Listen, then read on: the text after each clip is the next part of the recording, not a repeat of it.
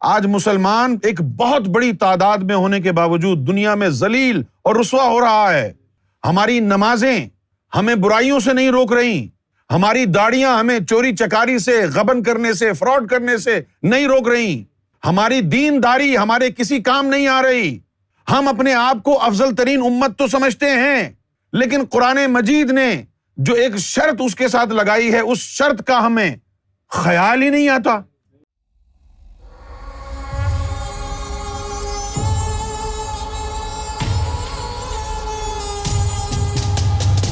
امام مہدی کیوں آئے ہیں؟ امام مہدی اس لیے آئے ہیں کہ اس دین کو دوبارہ زندہ کریں۔ یہ بھی حدیثوں میں لکھا ہے، دین کو دوبارہ زندہ کریں۔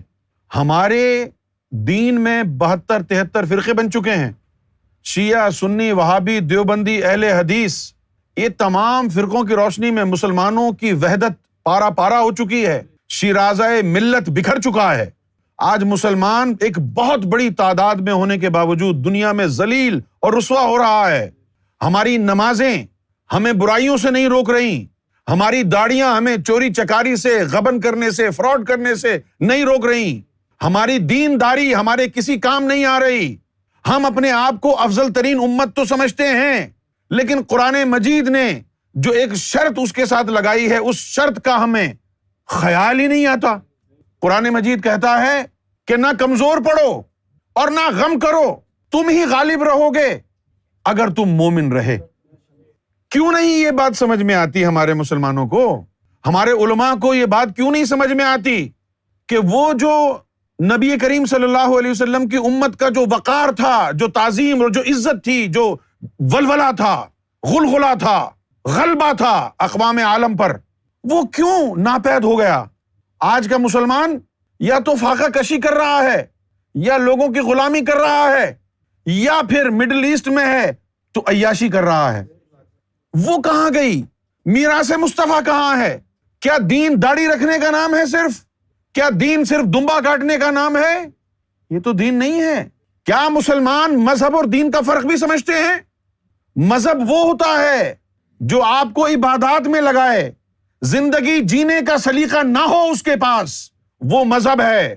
لیکن اسلام مذہب نہیں ہے، اسلام دین ہے۔ دین وہ ہوتا ہے جو اللہ سے بھی آپ کا تعلق جوڑے اور دنیا میں آپ نے کس طرح رہنا ہے یہ تعلیم بھی دے۔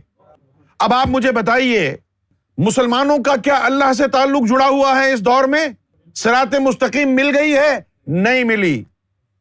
اگر مل گئی ہوتی تو آج شیعہ، سنی، وہابی، بریلوی، دیوبندی، اہل حدیث، سلفی، یہ تمام فرقے نہ ہوتے، امت مصطفیٰ کا وجود زندہ ہوتا۔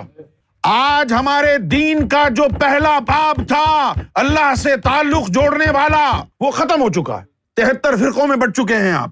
اور جو دین کا دوسرا حصہ تھا، جس کی وجہ سے آپ ایک اچھے انسان بن کے، ایک اچھی معاشرت قائم کر کے، ایک اچھی سوسائٹی میں رہیں جہاں ہر شخص کو انصاف ملے، کسی پر ظلم نہ ہو، کسی کی حقوق کی آپ غاصب نہ بنیں، وہ بھی نہیں کر رہے ہم۔ چوری ہم کر رہے ہیں، فراڈ ہم کر رہے ہیں۔ آج تو ہمارے حکمرانوں کا حال دیکھ لو، جو 11,000 ارب کا گھپلا کر کے بیٹھے ہیں۔ 11,000 ارب یہ حکمران آج امپورٹنٹ گورنمنٹ بنی ہوئی ہے۔ ظلم ہو رہا ہے۔ پاکستان کی جو آرمی ہے وہ پیسے کی خاطر اپنا ایمان بیچ دیتی ہے۔ کسی کو بیلجیم کے اندر پیسہ ملتا ہے، کسی کو امریکہ میں جا کے پیسہ مل جاتا ہے۔ جو مجاہدین اس ملک کے تھے وہ کرپٹ ہو گئے ہیں، ان کے دلوں میں دنیا آ گئی ہے، شیطان بس گیا ہے دل میں۔ جو ہماری قوم کے عالم تھے، جو نبیوں کی مانند ہوا کرتے تھے، وہ لوٹے بن گئے ہیں، درباری عالم ہو گئے ہیں، فرقہ واریت میں ہم کو ڈال دیا ہے، اور ہماری معاشرت اتنی بگڑ چکی ہے کہ ہم لٹرلی اس دنیا میں مسلمان اینٹی سوشل بیہیویئر میں مبتلا ہیں۔ ہمیں اپنے پڑوسی کا خیال نہیں ہوتا ہے، ہمیں لوگوں سے ڈیلنگ کرنی نہیں آتی ہے۔ جس کا جب جی چاہتا ہے چونا لگا دیتا ہے، لوٹ لیتا ہے، فراڈ کرتا ہے، بے ایمانی کرتا ہے۔ آپ میرے بھائی بہاولپور سے باہر نکلیں، دنیا کو دیکھیں۔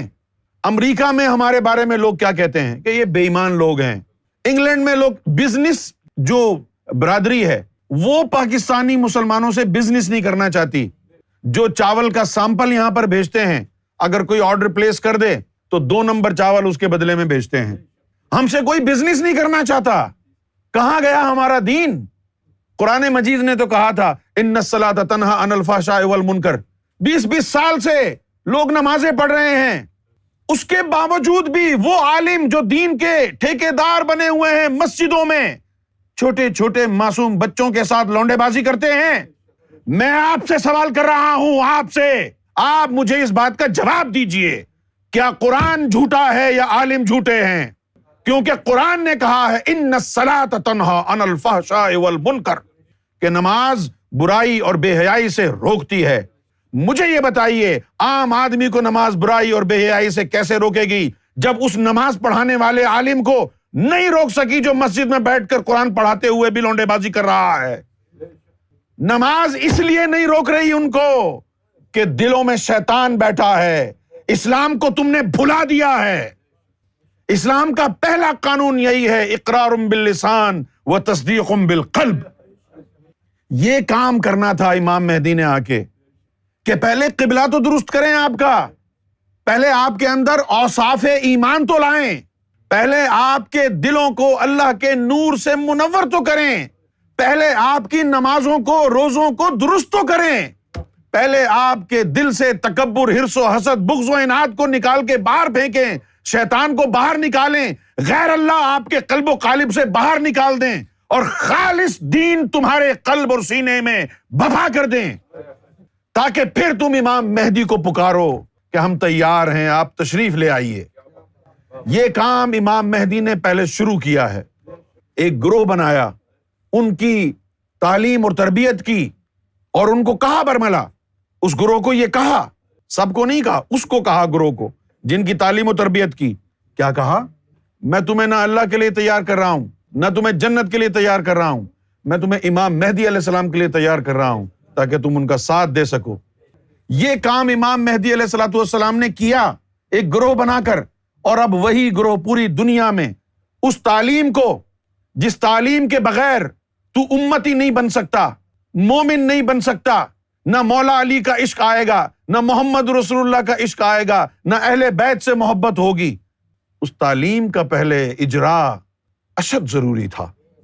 لہذا اس تعلیم کا اجرا فرمایا، اور اب وہ تعلیم دنیا میں اپنی ذوفشانیاں بکھیر رہی ہے. بالکل انہی خطوط پر سیدنا عیسیٰ علیہ الصلوۃ والسلام نے بھی اپنی قوم کو تعلیم دینی ہے نا، اس کے لیے بھی ان کو وقت درکار ہے کہ نہیں؟ تو یہ وہ وقت ہے کہ جس میں امام مہدی کے ماننے والے امام مہدی کا راستہ ہموار کر رہے ہیں، دنیا کو روحانی تعلیم سے مالا مال کر رہے ہیں، اور دوسری طرف عیسیٰ علیہ الصلوۃ والسلام جن لوگوں کو انہوں نے چنا ہے، منتخب کیا ہے، وہ ان کی تربیت فرما رہے ہیں. جب ان کی تربیت ہو جائے گی پوری تو وہ امام مہدی کو کہیں گے کہ آپ تشریف لے آئیے، تو امام مہدی کا ظہور ہو جائے گا. اس میں کانٹراڈکشن تو کوئی بھی نہیں ہے.